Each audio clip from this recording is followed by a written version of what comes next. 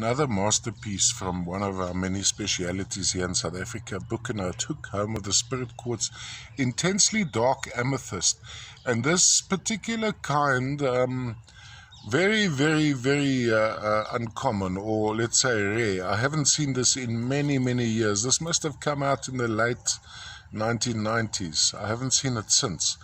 Sitting on a pretty straight matrix, you have the typical formation of the central quartz crystal surrounded by a blanket of smaller quartz crystals. And then when we look at the faces of the crystal, usually, well, the color is determined by what happens around the outside edges. So there you have an intense dark rich purple which gets propagated right through, and then almost a fractured look on some of the faces. And from what I've picked out, if you have a look here, take a reflection, it's not contact, it's actually almost a fracturing in the outside face. And that I've sort of figured out that we're looking at a very, very thin layer, another generation of quartz crystals which formed over it.